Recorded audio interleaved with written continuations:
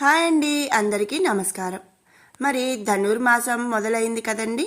మరి మనకు ధనుర్మాసం అని అనుకోగానే ముందుగా గుర్తొచ్చేది ధనుర్మాస వ్రతం, అలాగే తిరుప్పావై. ఈ తిరుప్పావై గోదాదేవి శ్రీకృష్ణుని ఉద్దేశించి రాసింది. మరి ధనుర్మాసంలో గోపికలందరూ కూడా శ్రీకృష్ణుని కోసం కాత్యాయని వ్రతం చేశారని, శ్రీకృష్ణుని అనుగ్రహం కోసం వాళ్ళు ధనుర్మాస వ్రతాన్ని పాటించారని మనందరికీ కూడా తెలుసు. మరి కాబట్టి ఈ ధనుర్మాసాన్ని పునస్కరించుకొని మనం ధనుర్మాసం అంతా కూడా విష్ణు పురాణంలో కూడా శ్రీకృష్ణ అవతార కథను మనం ప్రతిరోజు కూడా కొంత తెలుసుకుందాము. శ్రీకృష్ణ అవతార కథ. మరి యాదవ వంశంలో కృష్ణుడిగా పుట్టిన విష్ణువు బాల్యం నుంచి చేసినవి ఏమేమిటి వినాలని ఉన్నది అంటే శ్రీకృష్ణ అవతార కథ అని చెప్పగా పరాశరుడు చెప్పాడు, సరే మంచి కథ విను అని. వసుదేవుడు దేవకుని పుత్రికను ధర్మపత్నిగా చేసుకున్నాడు. ఆమె పేరు దేవకి.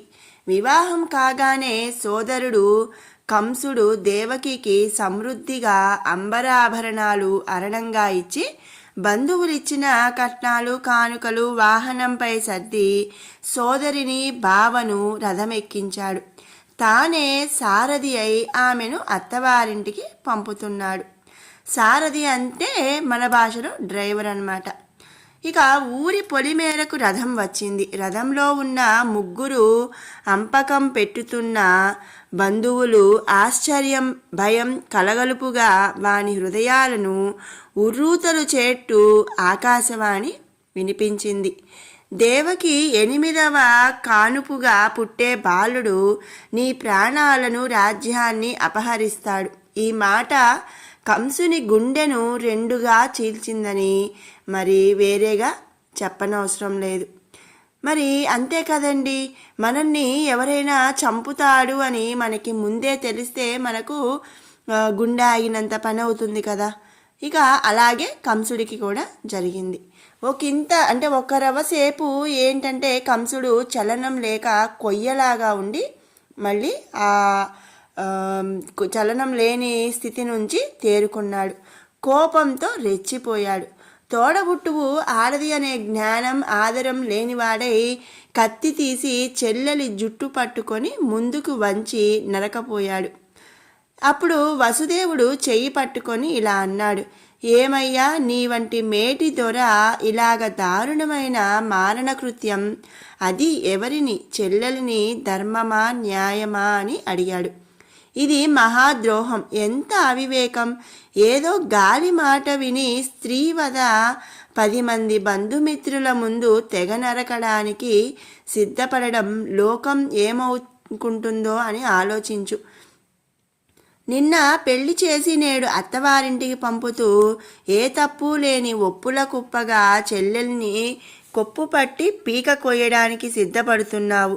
ఇది నీ నిజ జీవితానికి ఎంత మాయని మచ్చ. ఇదిగో నా మాట విను అంటూ వసుదేవుడు కంసుడితో చెప్పాడు. ఆకాశవాణి మాట నీకు ఆపద కలిగించేదిగా నువ్వు భావిస్తే అలాంటి కలత అక్కర్లేదు. దీనికి కలిగే బిడ్డలను పుట్టగానే నీకు నేను స్వయంగా అప్పగిస్తాను. నా ఈ మాటకి పంచభూతాలు సాక్షి అని చెప్పి వసుదేవుడు కంసుడికి మాట ఇచ్చాడంట. ఇక వసుదేవుని వాక్కు విని కంసుడు మనసు మళ్ళీ చెల్లెలి జుట్టు విడిచి ఇద్దరినీ తిరిగి తన నగరంలోకి తీసుకువచ్చాడు. ఒక ఇంట్లో ఉంచాడు. తగిన కాపరులను నియోగించాడు. అప్పుడప్పుడు చూసి వెళ్తూ ఉండేవాడు. ఇలా ఉండగా ప్రజాభారంచే వాడిన మోముతో ఆ బాధ మనవి చేయడానికి ఆదిత్య యక్షగంధర్వులు వెంటరాగా బ్రహ్మ వద్దకు వెళ్ళింది. వినయంతో మోము వంచి తల వంచి చేతులు జోడించి తనకు కలిగిన ప్రజాభార పీడపోయే ఉపాయం చూడవలసిందని భూమాత చెప్పిందంట. కంసుడు, శిశుపాలుడు, జరాసంధుడు, దుర్యోధనుడు, బాణాసురుడు, నరకుడు మొదలైన దుష్టులను, వారి అనుచరులను, సహచరులను పేరు పేరున చెప్పింది. బ్రహ్మ విని, అమ్మ, నీకు కలిగిన ఆ బాధ తీర్చటం నాలాంటి వాడికి అసఖ్యం. భక్త రక్షామణి అన్నిటికీ కారణభూతుడైన శ్రీ మహావిష్ణువు ఏమైనా చేయగలడు. పద, ఆ దేవునికి మనవి చేద్దామంటూ బ్రహ్మ భూదేవిని తీసుకొని విష్ణువు దగ్గరికి వెళ్ళాడంట. అప్పుడు పయనించి మునులతో దిక్పాలకులతో భూదేవిని తీసుకువెళ్ళి శ్వేతదీపం చేరాడు. ఆ ద్వీపం ఆనందానికి రూపం, వేదధ్వనికి దీపం, దేవకాంతుల సంగీతానికి సకలాపం. అది వైకుంఠానికి సమీపంగా ఉంది. వేల సంఖ్యను సూర్యకిరణాల వెలుగును మించి వెలుగుతుంది. ఆ ద్వీపంలో నరసింహరూపుడై ఉన్న గరుడ వాహనుణ్ణి దర్శించి దండ ప్రమాణం చేసి స్తుతించాడు. చంద్రశేఖర సంస్తుత్య నమస్తే చంద్రార్కలోచన చంద్రశైలాధర పీతాంబర కమలాక్ష కమలా మనోహర కమలవాస కమలనాభ ధరణీధరాధార గరుడవాహన దశకంఠ సంహార దశతత్వబోధక మదన జనక కరుణతో మమ్ము కాపాడు, కరుణా సముద్ర కటాక్షించు. ఇదిగో భూదేవి దుర్మధాంధులను మోయలేక వంగి కుంగి బాధపడుతుంది. ఆ పరువు పోగొట్టి ఈ దేవికి సుఖస్థితి కలిగించు సర్వశక్తి సంపన్న అని బ్రహ్మ స్తుతించాడంట. అలా విన్నవించుకోగా అంటే కోరగా విష్ణువు బ్రహ్మను ఆదరంగా మన్నించి భూదేవిని చూసి, చింతించకు, నీకు కలిగిన భారబాధను పోగొట్టుతాను అని అభయరూపంగా ఊరడించాడంట. తన శరీరం నుంచి తెల్లని నల్లని 2 రోమాలను తీసి, ఇదిగో ఈ 2 నా అంశతో 2 పురుషమూర్తులుగా ధరలో అవతరిస్తాయి, దుష్ట శిక్షణ శిష్టరక్షణ చేస్తాయి అని చెప్పాడంట. దానితో భూభారం పోతుంది.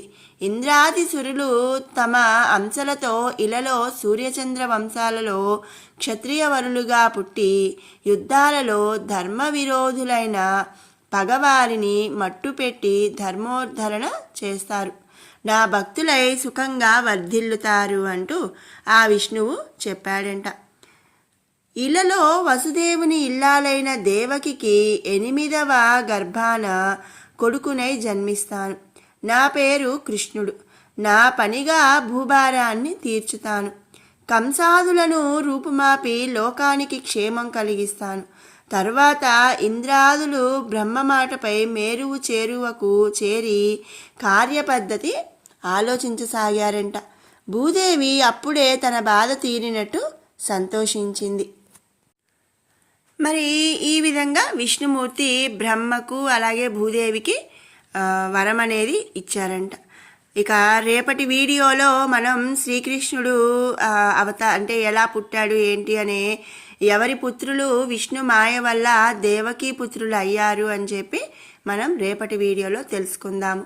మరి విష్ణు పురాణం శ్రీకృష్ణ అవతారం తెలుసుకునేందుకు మన ఛానల్ని అయితే ఫాలో అవుతూ ఉండండి. అలాగే ఫస్ట్ టైం చూస్తున్న వాళ్ళు మన ఛానల్ని సబ్స్క్రైబ్ చేసుకోండి. Thanks for watching.